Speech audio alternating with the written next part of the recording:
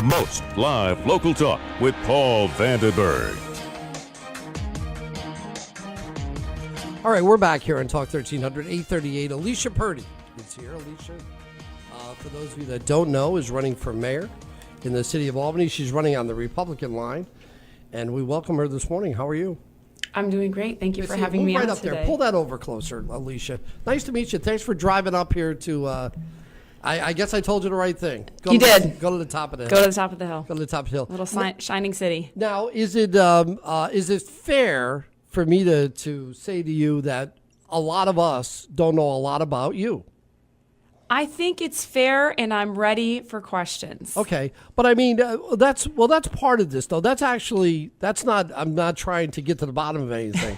I think that when and it's come up a bit recently, really with Curtis Lewa, okay, because Curtis Lewa is running for mayor in New York. Everybody knows who he is. Half the battle with running for an office like mayor in any city is people have to know who you are a little bit. I agree with that. And I think that's fair. And, that's always something that I'm intrigued by here at the radio station, having done this for years, because it's just been a debate ongoing, which I'm not going to drag out here. But tell us a little bit about Alicia Purdy, where you're from. I've read that you do a lot of radio. I think your family might be involved in radio based on one conversation we've had. But give us a little background on Alicia Purdy. Okay. So let me address the first thing. A lot of people say things to me like, where did she come from? Where did she come from? So let me just give you the answer I give to the average person when people say, where did you come from? And I will tell you a little bit about myself. The first thing I tell people is, if you're tied to some railroad tracks and Superman comes in and picks you up, do you want Superman's resume, or are you just happy Superman came and got you? Anyway, that's what I tell people. And not even presenting myself as Superman for Albany, but just to say, if somebody's willing to step in and help and they present a better option than the status quo, it's worth exploring at the very least and saying, okay, this is somebody who really has the passion to make something happen, and they're working on my behalf. So where did I come from? The first thing is, I'm born and raised in the Capital Region. I grew up in a little tiny town just south of here called Greenville, New York. It's where I graduated high school. Mm-hmm. And I got my master's degree in journalism in Virginia Beach. But our family has lived and worked in the city of Albany my entire life. The reason why I've been less visible than I think people prefer, in terms of, I've had people say, what neighborhood associations do you belong to? Where have you operated in a civic sense in the city of Albany? How come we don't know your name in any larger sense? So a lot of my work, it has been through, actually through my church. We have a really multicultural church that's very civically engaged in the city of Albany. I've taught English for years at our church to immigrants who have come into the city. So we've operated in our neck of the woods, which is over by Schwinburne Park, and we've taken care of kids, and we've participated in the civic level. But it's always been through the church as an outreach of the church, being that the people of God should be civically minded. Now, one thing that people of Albany really like is they do like a civic resume. So what neighborhood associations do I belong to comes up a lot. Here's my response to that. People who, I'll just use the mayor since I'm running against the mayor. The mayor belongs to a lot of associations. She shows up and clips a lot of trees in her heels and her pearls. What has that done for the city of Albany? For someone to show up at neighborhood associations and be part of something, and yet it doesn't show anything about their ability to manage a city. And we've absolutely seen that. So getting a little further back about me, my master's degree is in journalism. For a little while, I worked in the press corps at the New York State Assembly. A lot of my journalism career, why am I not more visible? Why isn't my name up there? I wrote under a nom de plume for many years, actually. And the work that I did was actually at the managerial level. I was a managing editor of 2 large-scale news companies that were online. The first one is called Targeted News Service. And my boss at Targeted News Service, I'm just going to give a little shout out to Myron. He is the man that put the bug in my ear to run for politics. He worked at the Washington Post during the Carter administration. And we would tussle back and forth because we're really opposite in terms of politics. And he said to me one day, I was about 25, and he said, look, you have a lot of big ideas, and you sound like you think you could really make a difference, whatever. He said, Alicia, if you want the world to change, you need to run for office. And I tucked that under my hat. I had young kids. I got married. I had a whole life. And I just tucked away my journalism career. My boss walked me through politics and government for years. He was a real mentor to me in that area. Yep. And then I moved into business. Okay, and the second news service you worked for was what? It was called it's called now Financial Poise. Okay. And they work with alternative investments, and I was the managing editor there as well. Okay. And Is that a local operation? That one is not. It's out of Chicago. Okay.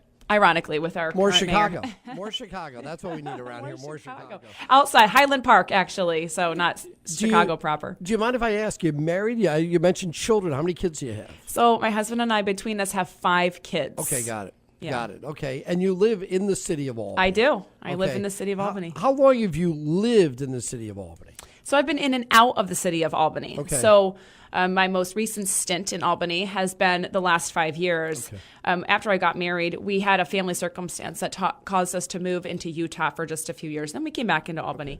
But before that, I was on Madison Ave. I was teaching at the College of St. Rose and working in the press corps at the New York State Assembly. I mean, I did all of these things for years. Okay, why are you running for mayor? That's my favorite question. I'm running for mayor, so I kind of gave you the backstory.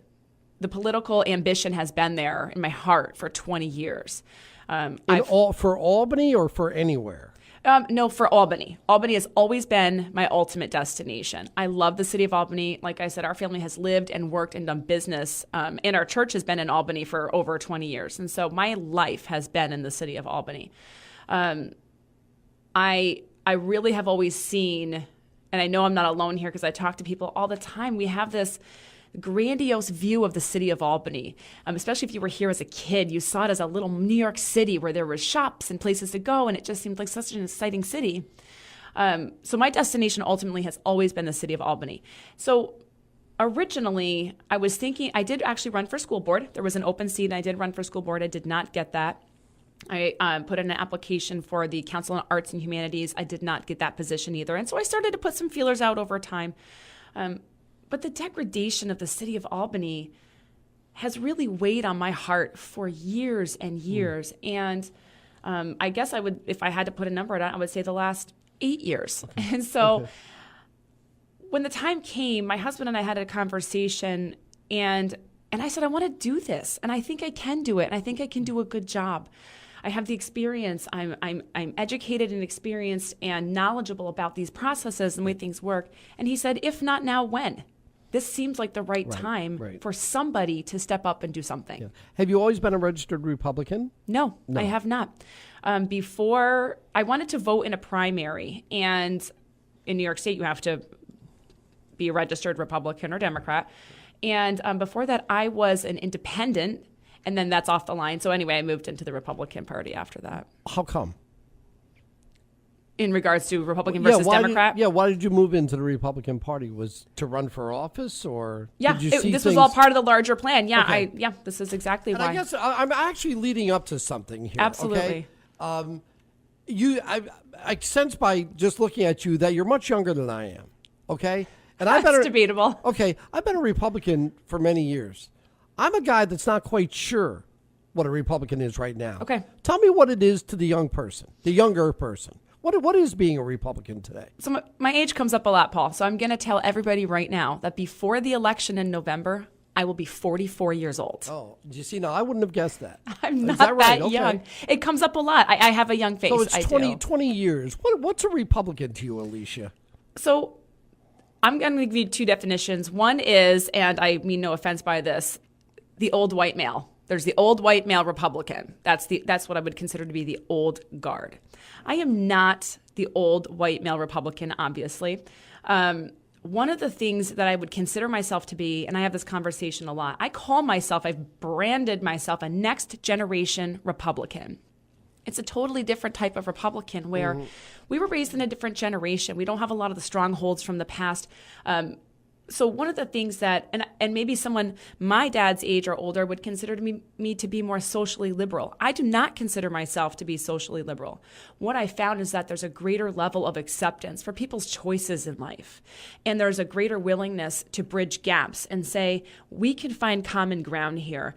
We can have conversations with people that I think would be laughable 20, 30, 40, 60 years ago in Republican Party. And I think that's a shame. And I get a lot of heat because of what the Republican Party was. And I call myself a next generation Republican very, very specifically because although I align with the core values of the Republican Party, I have absolutely no tolerance for things like, and I don't think it's funny, and I don't accept jokes, not even in my presence, about racism, transgenderism, gay marriage, those things.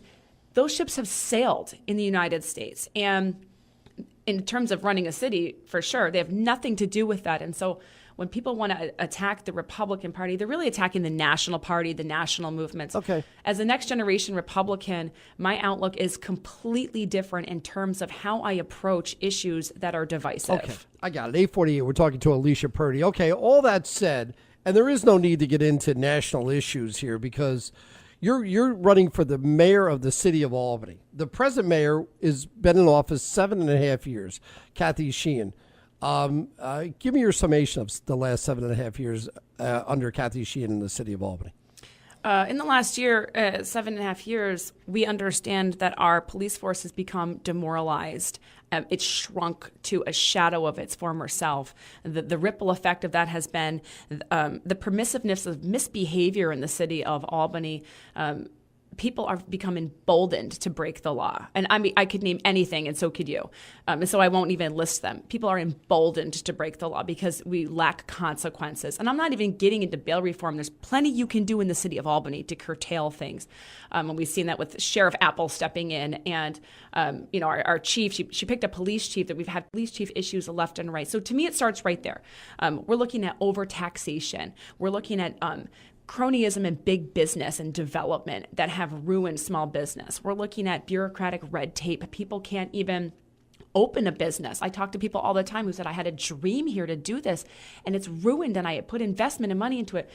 We're talking about things like, and panhandling is free speech under the law. I don't know if you know that, but a failure to address everyday livability in the city of Albany has broken the hearts and the hope of the people in the city of Albany. And what is the larger agenda here? I have to tell you, I take deep issue with the larger agenda that I've seen the mayor have. And I think it's a legacy, big business agenda, maybe for something grander in her own life. I don't know. I don't want to speculate to that. But what it has been, it's been a monarchy style rule where the proletariat down here, we're suffering and crying out and standing in bread lines, and she's up here saying, let them eat cake. It really has been a brokenness. Okay. It's brought brokenness to the city. Let me start with the police. Let's start with the police chief, Hawkins. Okay, he was named to the role by her. That's her responsibility. It would be your responsibility as mayor to name a police chief. Let's deal with him up front. Has he been good for the city? Absolutely not. And tell me what he's done wrong. So I'm going to give you a quote that he said, and it was, he said this a few years ago. He said, "You can't arrest your way out of these problems." He did say that, yes. Let me tell you, Paul, I'm not going to forget that Yeah. because Sheriff Apple's over here like, here, hold my beer.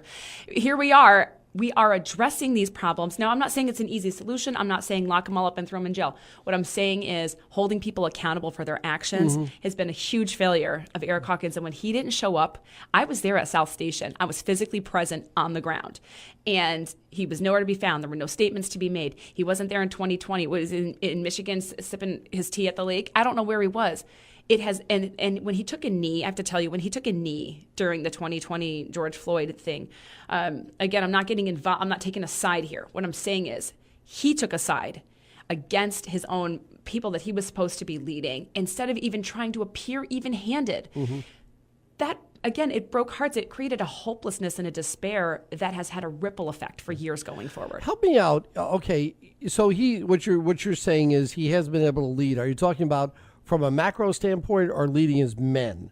Are you talking about both? I'm talking about both. Okay. I'm saying as the head goes, so goes the body. Right. Because, I've been around here a long time, and I follow these Albany cops. They're always mad at somebody, whether it's City Hall, whether it's their leadership. They're always kind of ticked off at somebody. Now it's the mayor of Albany. I've seen where it's been the chief and a series of chiefs.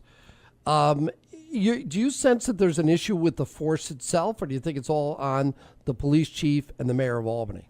Well, I think it's important to note that people, first of all, always have an issue, or else we wouldn't have to sit down and have constant discussions and contract disputes, et cetera. There's always going to be something that needs work. Do I think it's an issue with the police and the police force? No. Do I think it's just an issue with the mayor? No.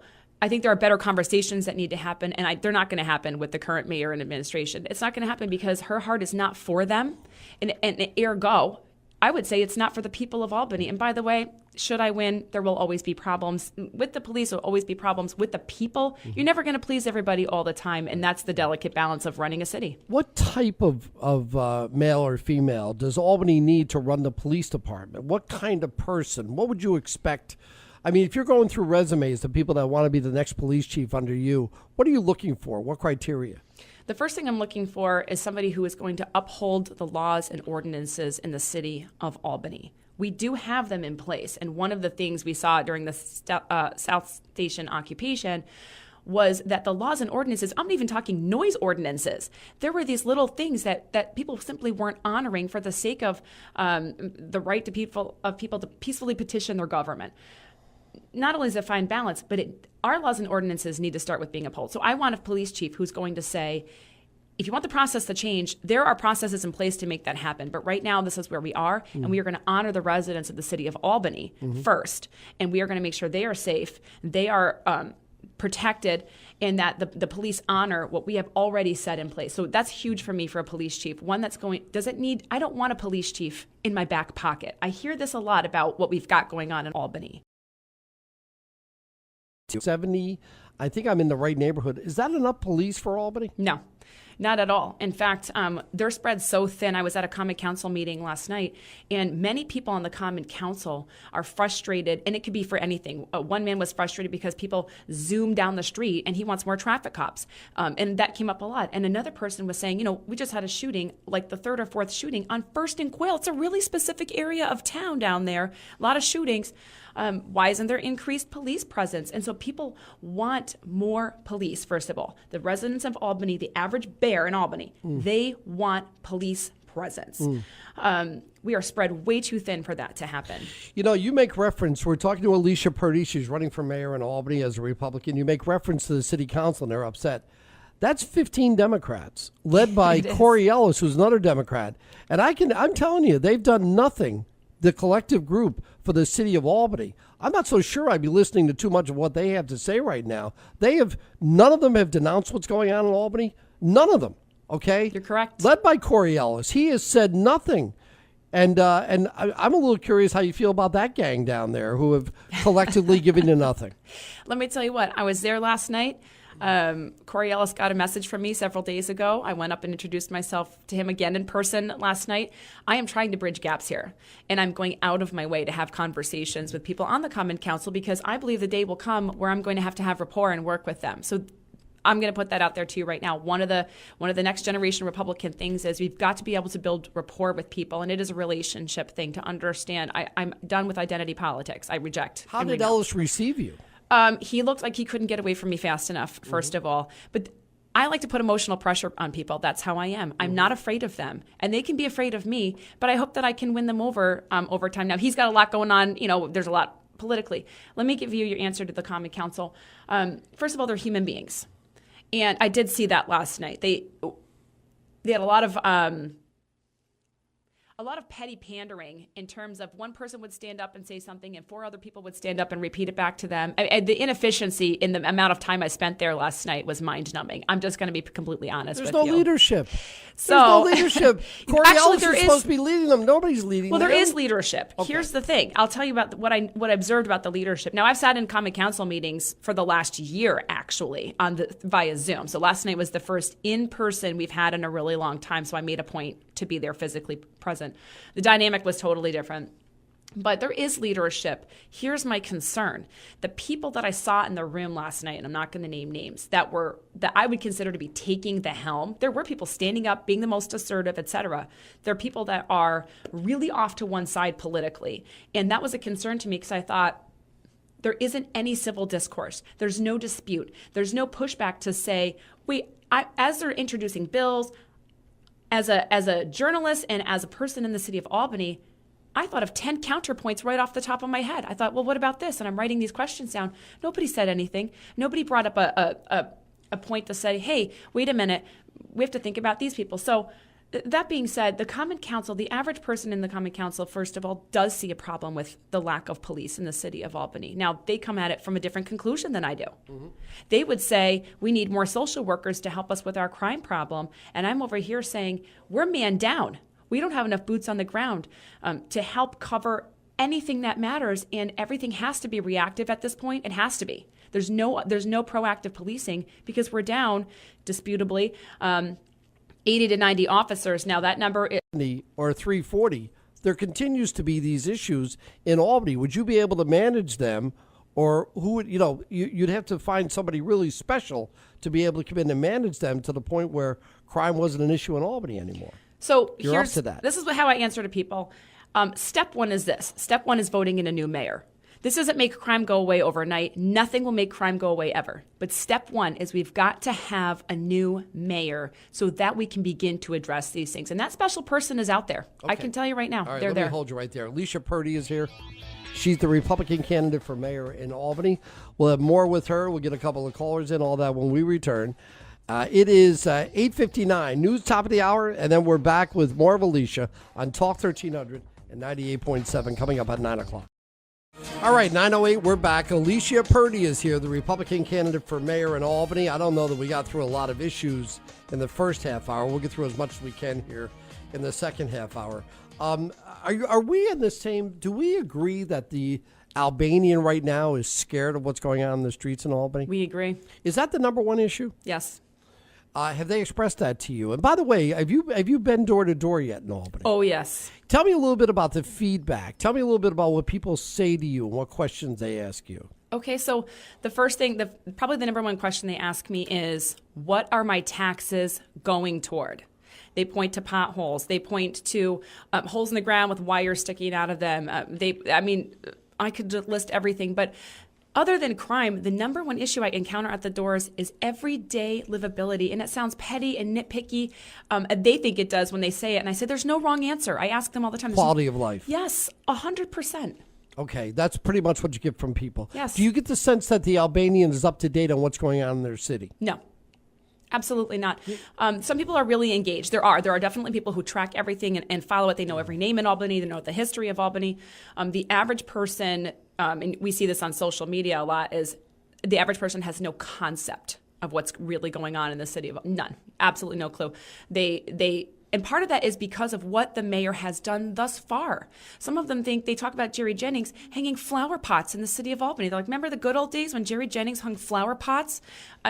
And I'm like, are you kidding me? Do you understand the budget we're working with and the amount of personnel that this city has and the power that flows up here from the lawmakers? The average citizen doesn't understand at all what a mayor does, or I'll say this, should do. Does it surprise you they keep hearkening back to Jennings as much as they do? They look at Jerry Jennings as the golden years for the city of Albany. A lot of people do. Now, this is people that were even there, because he was a school principal, so he wasn't always the mayor. But people look at him with a sense of nostalgia, and I would venture to say it's because it's such a contrast to how we're living now. And they don't. You don't get the sense that they're big fans of Kathy Sheehan. I have met one person out of all the doors who said to me, "Get away from me. I love Kathy Sheehan." Really? And by the way, I want to say this at the end of that conversation. You know what they said to me? Right. I could see myself voting for you. Okay. They listened to you a little bit. Correct. Tell me a little bit about the third oar in the water here, Greg Idala, who's an Albanian. His family is well known. They've lived here. They've had a business in Albany all his life.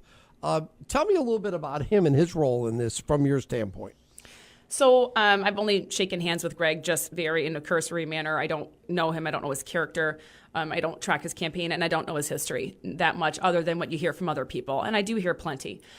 So here's two schools of thought on having an independent. The first thing I want to say is Albany doesn't have an independent line. the state of New York does not have an independent line. And so the way that Greg got on the ballot was he formed his own line through a national party called the Independence line, which is actually different, and it's a significant difference. And so walking around like you're the independent candidate, people like the way that sounds because it sounds free, like they don't have to pick party. That is not what this is. That's important to note. Now, in a race, a typical three-way race, what happens is, and by the way, I don't know if you saw the news, that Valerie intends to continue to run as a write-in candidate. That's hot off the press. So anyway, so having that third oar in the water, what it does is not only does it siphon votes away from the stronger two candidates that are running on the actual party lines. And by the way, I'm on the Republican and conservative lines, both. I have both lines. Normally, conservative is a Democrat thing. People don't realize that. They hear Republican conservative, they think I have a Confederate flag. Conservative is actually something Democrats go for in Albany. But anyway, so having that third oar in the water is a dangerous game, especially when the current mayor and incumbent mayor is very disliked. So, two schools of thought. A third party siphons votes away from me, people who are entrenched Democrat, people who are more liberal leaning, Republicans or centrist type people who think I'm old school Republican, or they siphon from Kathy because she's so disliked in the city of Albany and they just won't vote Republican. So it is anybody's game, and it's a numbers game, but it's a harm at the end of the day to really the best candidate winning. Let me get to some of my concerns that I express that I'll let you answer. One of them, by the way, about Greg Idala, his family has had a business in Albany. I'm not 100% certain he grew up in the city. He may have grown up in the suburbs. I don't know that for a fact. Do you know for a fact? It would only be conjecture for me to say. Well, I'll have him in and we'll ask him the same thing. But I think his family is perceived as a family of Albany. I mean, they have Idala Way down there. So that's First and Quail. That is where the highest amount of shootings are taking place. Yeah. And I will say... yesterday there was a shooting. Yes, there was. And I think that's significant. You know, you're well respected. You have a great name in the city of Albany. But why are the shootings happening right in front of your, you know, where you live? Now, where he grew up, I don't really know that. Like I said, I haven't sat down and talked I'm with not him. 100% certain either, so I shouldn't have said that. Let me talk a little bit about some of the things that we've been critical about Kathy over. One of them most recently was she hung a Black Lives Matter sign on City Hall. Now, I've done a little work with on the background of the Black Lives Matter folks. They stand for things like defunding police departments, and they don't seem to be very friendly with police. Now, it sounds like you want law and order in Alicia Purdy's Albany. So I'm going to assume that the Black Lives Matter group out there are probably not high on your list. Am I wrong? First of all, I think every resident in the city of Albany matters. And I think that their voice matters, regardless of whether or not I agree or disagree. You know, kind of that thing, I might not agree with what you say, but I'll defend your right to say it. That is a policy of mine in the city of Albany, that every voice matters, and we all can have a place to discuss at the table. I have repeatedly shown up to Black Lives Matter events. I have shown up all across the city. I was at the Occupation. I was at Juneteenth. I went to First and Quail after one of the shootings. And the conversations I have had, I have realized this. The first thing is they don't vote. And while that to me doesn't devalue them at all, what it does is show me that they don't really, the kind of change they're looking for is not realistic. And the movement, it's not that I'm trying to win them over per se, but I definitely am looking for people who are willing to have conversations, because I am not adverse or opposed to change, even in the police department. And by the way, the police department is not opposed to working through these issues and finding common ground in places that can be. It's not. The divisiveness is actually incorrect. It's rhetoric used to bring further fracture people in the city of Albany. People are willing to talk. The Black Lives Matter group specifically, they've flip-flopped. Sometimes they're receptive. Sometimes they're extremely nasty to me. They've tried to renounce me. I got a letter from the African American Cultural Center, and they said, we're going to renounce you. Stop taking pictures with black people in the background. This is like, I can't even promote a black-owned business because they call it, I'm profiting off of black skin. I absolutely renounce identity politics. I want nothing to do with identity politics. I reject it. It's off the table. Now, let's work on the city of Albany. Okay, but you said that what they're looking for is not realistic. Okay, so what do you do about them when they show up and they denounce you, or they say that what you're looking for and your goals and objectives aren't exactly what theirs are? Because I'm looking at what's going on in Saratoga right now. And all of a sudden, you got a bit of a mess developing up there, which can be handled. And if somebody steps in and handles it, but the mayor up there walked away, walked out of a meeting. Kathy Sheehan, though, hung Black Lives Matter on City Hall while these people were denouncing her own police force. Is that something that you would do? No. So first of all, I don't believe that political flags have anything to do with City Hall, and that we should just keep it to our city, our state, and our country. Second of all, now I actually don't. I'm not opposed to representation at all of any community in the city of Albany. We just need to discuss how that plays out. But I don't believe it has anything to do with City Hall. That being said, I think what unites Black activists for BLM, first of all, they represent a microcosm in the city of Albany. They seem like they are the loudest, and certainly the mayor has given them a lot of attention, and they are worthy individuals as human beings. However, one thing that unites Black BLM activists and a white Karen like me is the fact that neither of us wants to get shot in the face or raped and thrown down the stairs. So I think that we can start right there. Yeah, but you would start by having a stronger police force. They don't want police. How do you know? You know what? I don't know how you're going to make that work. First of all, they need to get their house in order. If they truly don't want a greater police presence in their neighborhoods, they need to get their house in order and take care of themselves. And in proving that they are unable to do that, now the government has to step in.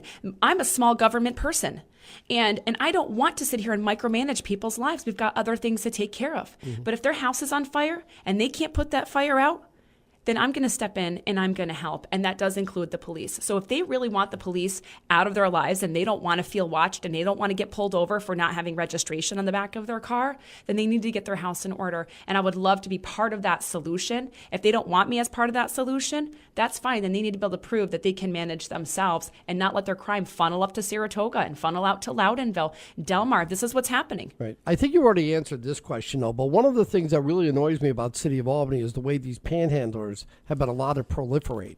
They're at every exit, Alicia, and they scare people and they get aggressive.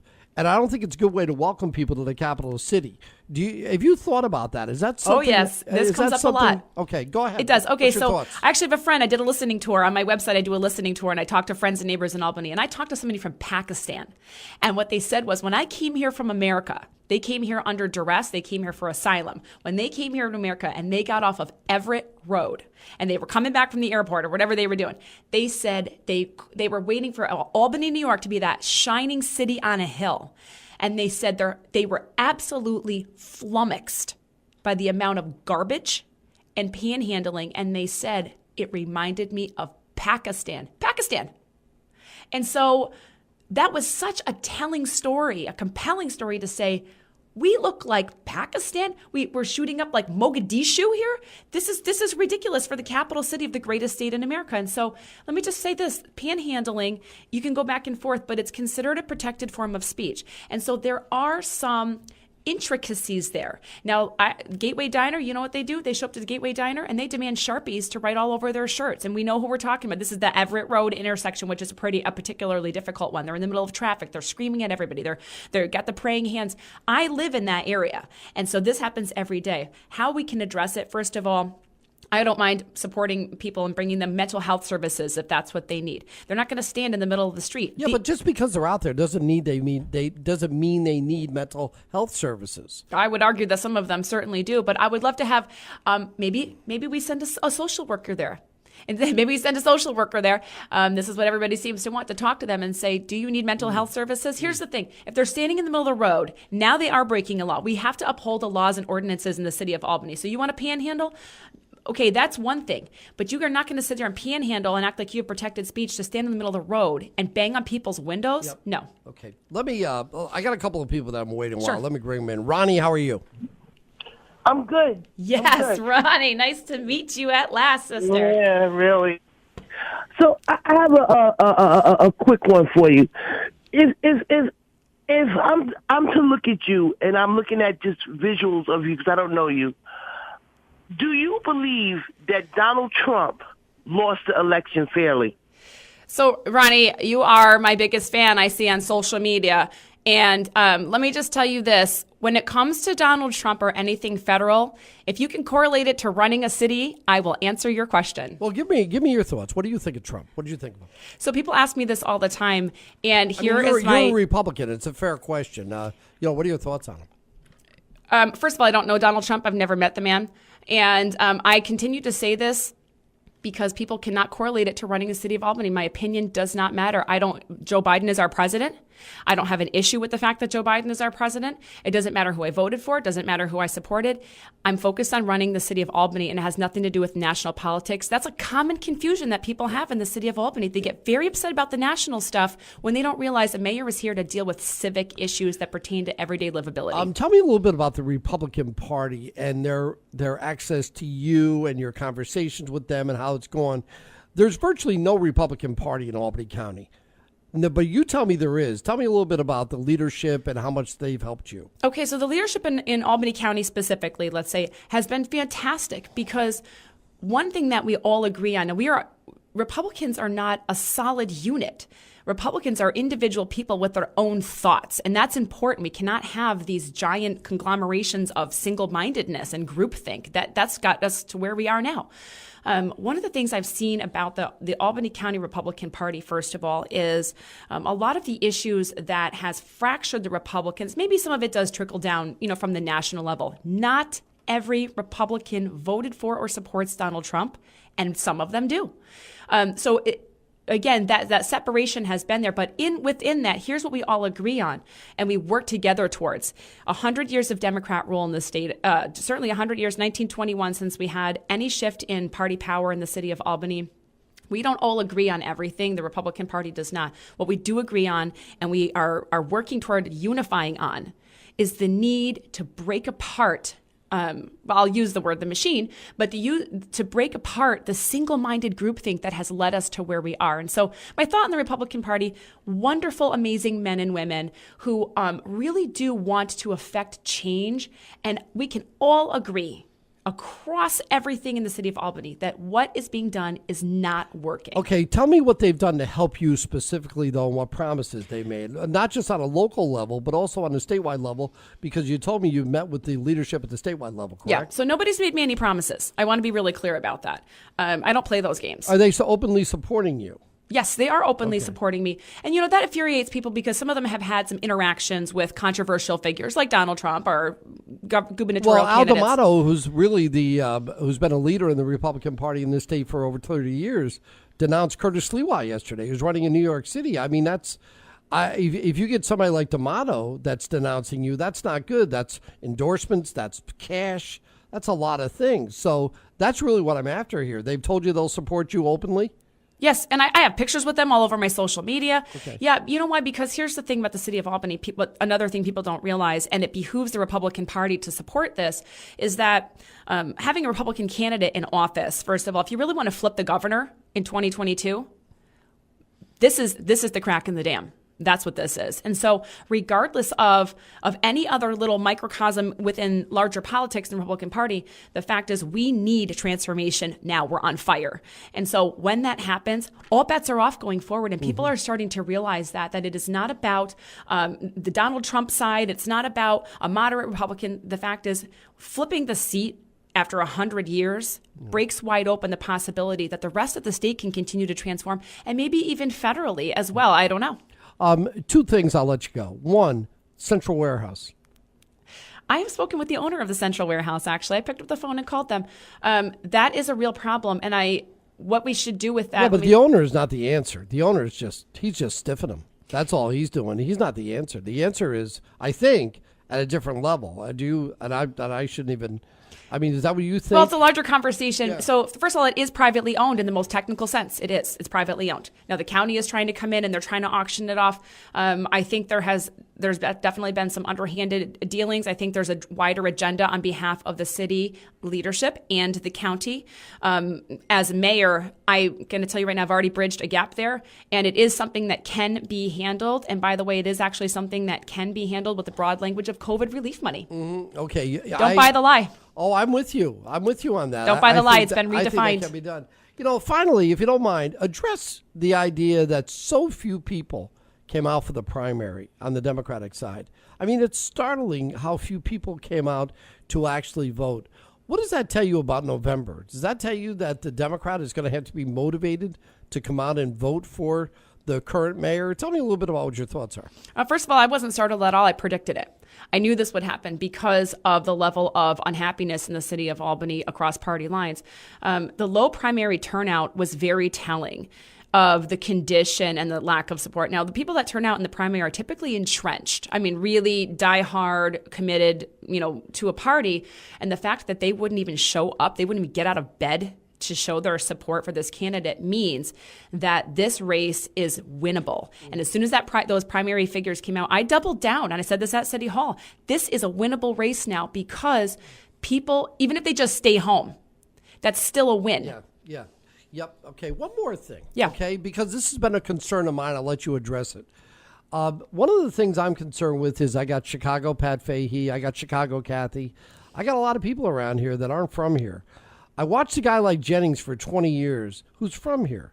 Jerry's actually the last guy I remember fighting with Tom Whalen and Erastus Corning. He fought with them openly. This crowd doesn't fight. You don't even know who they are. All right? You need somebody that's vocal and understands, has passion for the city. You, as the other people I mentioned, except for Jerry, have spent a lot of your life outside the area. Can you convert that passion to the city of Albany? Yeah. So the lion's share of my life, I would dispute, has been outside of the city of Albany. But yes, absolutely. First of all, like I said, I've spent my entire life looking up to the city of Albany as this shining city on a hill. And as a resident in the city of Albany, I've become disheartened and furious. And you know what? I was like everybody else at my house, waiting for somebody to step up. I was waiting for who's going to be the person I can vote for. And finally I decided that person is me. And so willing to fight? Absolutely. I think I've proven myself and I will continue to be somebody who is not only fighting, I'm a noisemaker and I'm willing to call out the status quo and I'm going to ask the tough questions. And I hope my leadership reflects that as well. I never want to stack the deck and I have no intention of stacking the deck the way it's been stacked with a bunch of yes men and groupthink. Listen, it's nice to meet you. If Thank you don't you for mind, the opportunity, would you come Paul. back some other time? Absolutely. Good to see you. Alicia Purdy, everybody, the Republican candidate for mayor in Albany. And we'll come back in a moment on Talk 1300 and 98.7 FM. 98.7 FM. 98.7 FM. 98.